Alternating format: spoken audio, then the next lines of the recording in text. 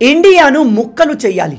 Narendra Modi రష్యాను support చేస్తూ ఒక Russian man లాగా బిహేవ్ చేస్తున్నాడు. అందుకే ఇండియాను ముక్కలు చేసి ఖాళిస్తాన్కి ఫ్రీడమ్ ఇవ్వాలి.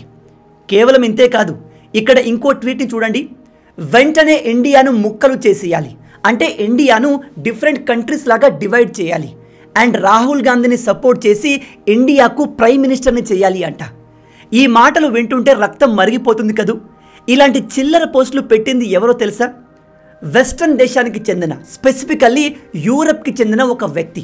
మీరు సోషల్ మీడియాలో యాక్టివ్గా ఉంటే గత 2-3 రోజుల్లో ఈ లుచ్చాగాడి ఫోటోని ఎక్కడో అక్కడ చూసే ఉంటారు.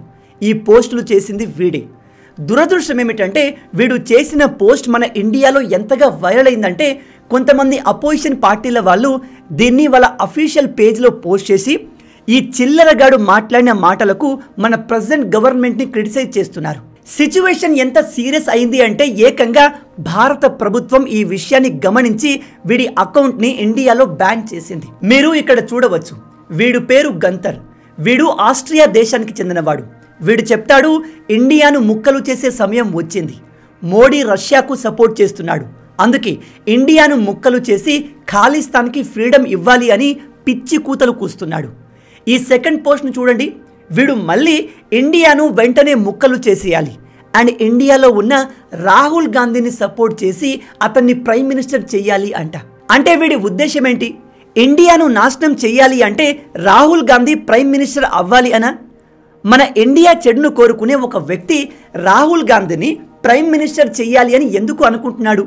దీన్ని బట్టి రాహుల్ గాంధీ గారిపై బయట దేశాల వాళ్లకు, బయట దేశాల లీడర్లకు ఎటువంటి ఒపీనియన్ ఉందో మనకు అర్థమవుతుంది. అయితే ఇక్కడ మేజర్ క్వశ్చన్ ఏమిటంటే అసలు ఈ లుచ్చాగాడు ఎవడు? వీడి క్వాలిఫికేషన్ ఏంటి? వీడు వాగిన మాటలకు మనం ఎందుకు సీరియస్ అవ్వాలి అంటే మొదట్లో వీడిని NATO activist and Austria economist అని చెప్పారు. నాటో అంటే మీలో తెలియని వాళ్ళకి చెప్తున్నాను. అమెరికా, కెనడా అండ్ యూరప్లోని దేశాలని కలిసి ఒక గ్రూప్ని క్రియేట్ చేసుకున్నాయి. 32 దేశాల ఈ గ్రూప్ పేరే NATO, North Atlantic Treaty Organisation. ఈ గ్రూప్ యొక్క ప్రధాన లక్ష్యం ఏమిటంటే ఈ గ్రూప్లో ఉన్న కంట్రీస్ అన్నీ ఒకరినొకరు మిలిటరీ పరంగా, ఎకానమీ పరంగా, ట్రేడ్ విషయంలో హెల్ప్ చేసుకుంటాయి.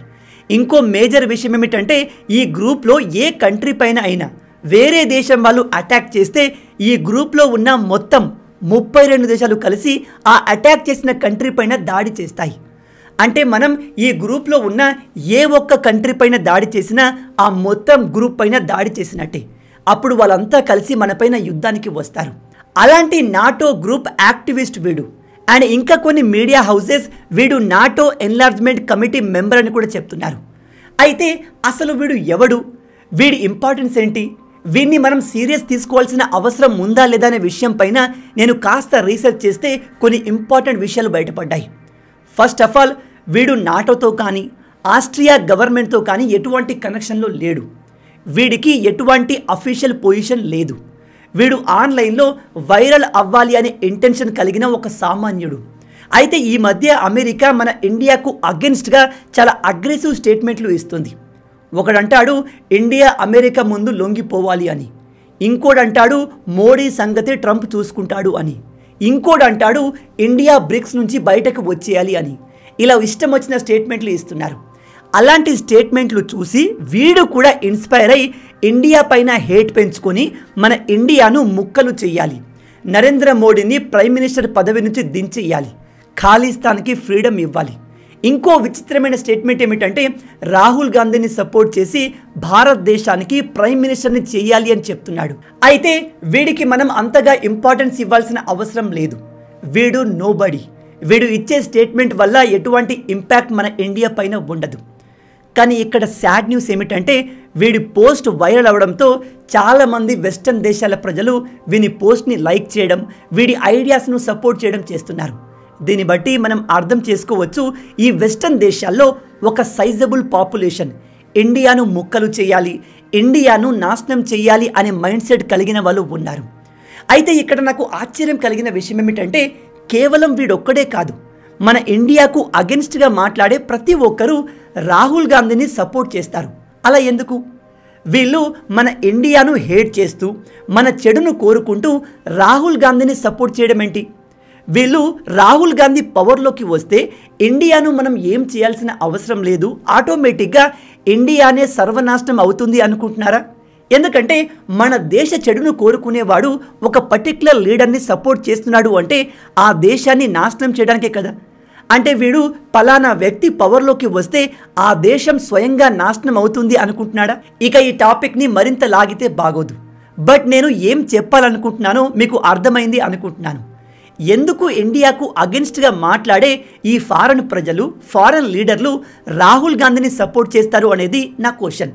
మీలో ఎవరికైనా దీనికి సమాధానం తెలిస్తే కింద కామెంట్లో చెప్పండి. బై ద వే, నేను రాహుల్ గాంధీ గారికి అగెన్స్ట్ కాదు. ఆయన కొన్నిసార్లు లాజిక్ లేని, అర్థం లేని స్టేట్మెంట్లు ఇస్తారు, కానీ కొన్ని విషయాల్లో వ్యాలిడ్ పాయింట్స్ మాట్లాడతారు. అండ్ తను మన ఇండియాలో బిగ్గెస్ట్ అపోజిషన్ పార్టీ లీడర్ కాబట్టి వీ షుడ్ రెస్పెక్ట్ హిమ్. అతని పైన మనకు ఎటువంటి ఒపీనియన్ ఉన్నా ప్రజెంట్ ఇండియన్ పాలిటిక్స్లో అతనికి ఉన్న పొజిషన్కి మనం రెస్పెక్ట్ ఇవ్వాలి. కానీ ఈ అపోజిషన్ పార్టీల విషయంలో నా ఒపీనియన్ ఏంటంటే మన దేశంలో అపోజిషన్ పార్టీలు అంత స్ట్రాంగ్గా లేవు. పవర్లో ఉన్న బీజేపీ అగ్రెసివ్గా తన పనులు తను చేసుకుంటూ పోతుంది. మోడీ గారు దేశాన్ని ముందుకు తీసుకెళ్లాలి అనే ఉద్దేశంతో అహర్నిశలు కష్టపడుతూ ఉన్నారు. కానీ బీజేపీలో ఉన్న అందరూ లీడర్లు మంచివాళ్ళు, బీజేపీలో ప్రతి ఒక్కరూ దేశ అభివృద్ధి కోసం పనిచేస్తారు అని మనం అనుకోవడం మన మూర్ఖత్వం. కాబట్టి బీజేపీలో కూడా అవినీతి చేసేవాళ్ళు, దౌర్జన్యాలు చేసేవాళ్ళు ఉంటే అలాంటి వాళ్ళను క్వశ్చన్ చేయడానికి, వాళ్ళను నిలదీయడానికి ప్రజెంట్ అపోజిషన్ పార్టీలు అంత స్ట్రాంగ్గా లేవు. ఒక దేశంలో పవర్లో ఉన్న పార్టీతో పాటు అపోజిషన్ పార్టీ కూడా స్ట్రాంగ్గా ఉంటేనే ఆ దేశ డెమోక్రసీ హెల్దీగా ఉంటుంది, ప్రజలకు సమాన హక్కులు లభిస్తాయి. అండ్ పవర్లో ఉన్న పార్టీ లీడర్లకు కూడా ఏదైనా తప్పు చేయాలి అన్నా, అవినీతికి పాల్పడాలి అన్నా భయపడతారు. అవునా కదా? మీలో ఎంతమంది నా ఒపీనియన్కి అగ్రీ చేస్తారు? ఇక మన మెయిన్ టాపిక్కి వస్తే, ఈ గంతర్ అనేవాడు ఏ దేశ గవర్నమెంట్తో, ఏ ఇంటర్నేషనల్ బాడీలో మెంబర్ కాదు. వీడు కేవలం ఆన్లైన్లో వైరల్ అవ్వాలి అనుకునే ఒక సామాన్య ఆస్ట్రియన్ సిటిజన్ అంతే. వీడు ఒక నార్మల్ పర్సన్ అయినప్పటికీ వీడు ఎక్స్ప్రెస్ చేసిన వీని ఒపీనియన్ చాలామంది యూరోపియన్ ప్రజల్లో ఉంది. ఈవెన్ రీసెంట్గా జర్మనీ ప్రధాని అయిన ఫెడరిచ్ మీడియా ముందుకు వచ్చి ఒక షాకింగ్ స్టేట్మెంట్ ఇచ్చారు. అతను చెప్పింది ఏమిటంటే వరల్డ్లో ఒక కొత్త పవర్ఫుల్ అలయన్స్, పవర్ఫుల్ గ్రూప్ తయారవుతుంది.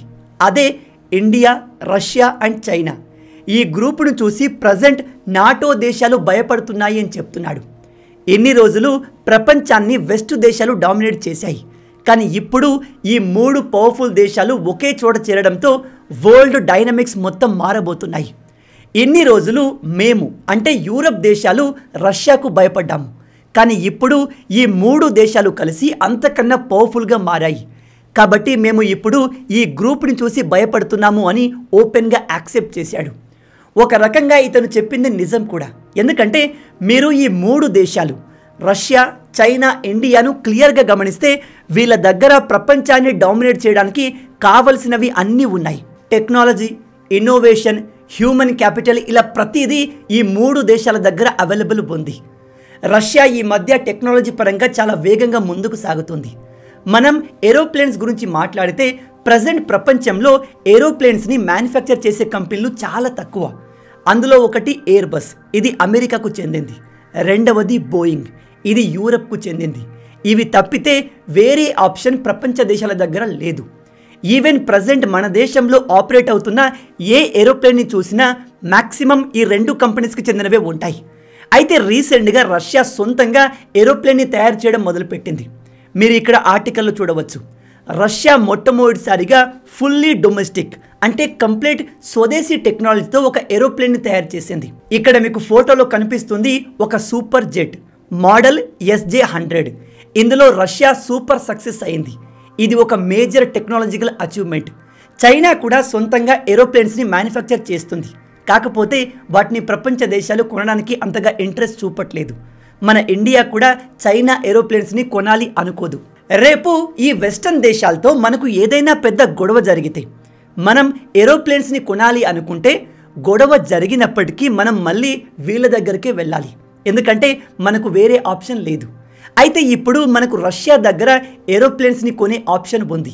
వెంటనే కాకపోవచ్చు, కానీ రాబోయే 5-10 సంవత్సరాల్లో మన ఇండియా రష్యా నుంచి కూడా ఏరోప్లేన్స్ని కొనడం స్టార్ట్ చేయొచ్చు. ఓవరాల్గా చూసుకుంటే ఈ 3 దేశాల్లో రష్యా టెక్నాలజీని వేగంగా డెవలప్ చేయగలదు, చైనా వేగంగా మాస్ ప్రొడక్షన్ చేయగలదు, అండ్ మన ఇండియా దగ్గర కావలసినంత మ్యాన్ పవర్ ఉంది. ఈ 3 కలిస్తే వరల్డ్ మొత్తాన్ని ఎస్పెషల్లీ ఈ వెస్టర్న్ దేశాలని డామినేట్ చేయొచ్చు.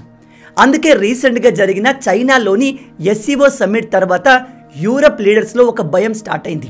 ఎందుకంటే ప్రజెంట్ ట్రంప్ మన ఇండియాను టార్గెట్ చేస్తున్న విధానం చూస్తుంటే అమెరికా ఇండియా మధ్య సిచ్యువేషన్ అంత త్వరగా నార్మల్ అయ్యేలాగా కనిపించట్లేదు. నాకు తెలిసి ఈ ట్రంప్ గాడు పవర్లో ఉన్నన్ని రోజులు ఇండియా మళ్ళీ అమెరికాను కానీ ట్రంప్ను కానీ ఏ విషయంలో నమ్మదు. ఇఫ్ ఈ ట్రంప్ ఇలాగే అగ్రెసివ్గా మన ఇండియాను మరింత టార్గెట్ చేస్తే, ఇండియా పైన మరిన్ని శాంక్షన్స్ వేస్తే మనకు వేరే ఆప్షన్ లేదు.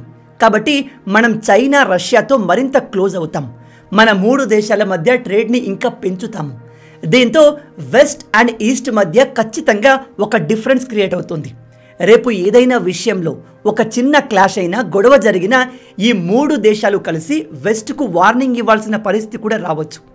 అలాంటి పరిస్థితి వస్తే మేజర్గా సఫర్ అయ్యేది యూరప్. ఎందుకంటే అమెరికాకు మన ఇండియా ఎలా అయితే అవసరమో యూరప్ దేశాలకు కూడా మన ఇండియన్ మార్కెట్ కావాలి. ఇక్కడ నేను మీకు క్లియర్గా చెప్తున్నాను, మన ఇండియాకు యూరప్ దేశాలకు మధ్య ఎటువంటి గొడవ లేదు. ప్రజెంట్ మన ఇండియాకు ఫ్రాన్స్కి మధ్య మంచి రిలేషన్స్ ఉన్నాయి, ఇండియాకు జర్మనీకి మధ్య మంచి రిలేషన్స్ ఉన్నాయి. కానీ యూరప్ మొత్తం కూడా అమెరికా ఇన్ఫ్లుయెన్స్లో ఉంది. వీళ్ళు ట్రంప్ చెప్పినట్టుగా నడుచుకునే వాళ్ళు. ఎందుకంటే రేపు వీళ్ళకు ఇబ్బంది వస్తే అమెరికానే మమ్మల్ని కాపాడుతుంది అని వీళ్ళు అమెరికా చెప్పు చేతల్లో ఉంటారు. అయితే ఇప్పుడు అమెరికానే వీళ్ళకు ప్రాబ్లంగా మారింది. ఎందుకంటే అమెరికాను లీడ్ చేస్తున్న ఈ ట్రంప్ ఒక తిక్క మైండ్ సెట్ కలిగిన వాడు. వీడు ఎప్పుడు ఏం మాట్లాడతాడు, ఎప్పుడు ఏ దేశంతో ఏ లీడర్తో గొడవ పెట్టుకుంటాడో వాడికే తెలియదు.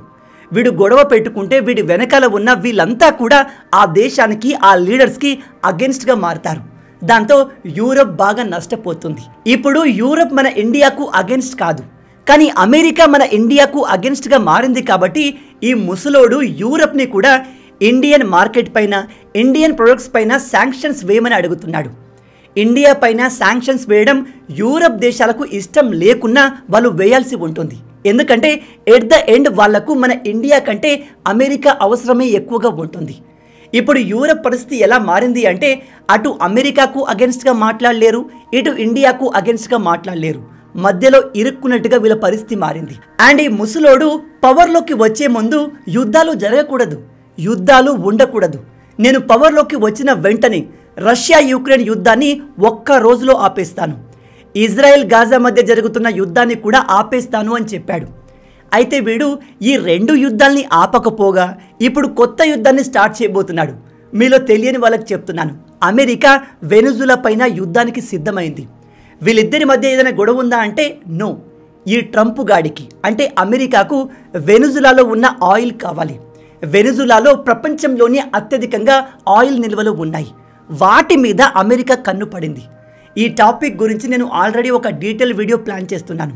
దాని గురించి నెక్స్ట్ వీడియోలో డిస్కస్ చేద్దాం. మొత్తంగా ఈ గంతర్ అనేవాడు ఏ దేశానికి చెందిన లీడర్ కాదు, అఫీషియల్ కూడా కాదు. వీడు ఒక సాధారణ ఆస్ట్రియన్ సిటిజన్. ఆన్లైన్లో ఫేమస్ అవ్వాలి అనే ఉద్దేశంతో ఇండియాకు ఎక్స్ట్రీమ్ అగెన్స్ట్గా పోస్టులు పెట్టాడు. అందుకే భారత ప్రభుత్వం వెంటనే వీడి అకౌంట్ని బ్లాక్ చేసేసింది. కానీ వీడు ఇండియాను ముక్కలు చేయాలి అనే స్టేట్మెంట్తో పాటు రాహుల్ గాంధీని సపోర్ట్ చేయాలి, రాహుల్ గాంధీని ఇండియాకు ప్రైమ్ మినిస్టర్ చేయాలి అనే స్టేట్మెంట్ కూడా ఇచ్చాడు. అది మన ఇండియాలో ప్రజల్ని గ్రూప్స్గా డివైడ్ చేసింది. దీని గురించి మీరేమనుకుంటున్నారు? మన ఇండియాకి అగెన్స్ట్గా మాట్లాడే విదేశీ లీడర్లు ఎందుకు రాహుల్ గాంధీని సపోర్ట్ చేస్తారు? వాళ్ళ ఉద్దేశం ఏమై ఉండవచ్చు? రాహుల్ గాంధీ ప్రైమ్ మినిస్టర్ అయితే వాళ్ళకేంటి బెనిఫిట్? మీ ఆలోచనల్ని కింద కమెంట్లో మాతో షేర్ చేయండి. మొత్తంగా ఇవే ఈ వీడియోకి సంబంధించిన పూర్తి విషయాలు. ఈ వీడియో మీకు నచ్చింది అనుకుంటున్నాను. నచ్చితే అలా ఊరికే చూసి వెళ్ళిపోకుండా వీడియోని లైక్ చేయండి. అండ్ ఇలాంటి మరిన్ని ఇంట్రెస్టింగ్ వీడియోస్ కోసం మన ఛానల్ని సబ్స్క్రైబ్ చేసుకోండి. రాబోయే వీడియోలో ఇంకో ఇంట్రెస్టింగ్ టాపిక్తో మళ్ళీ కలుద్దాం. అంటిల్ దెన్, జై హింద్ అండ్ జై భారత్.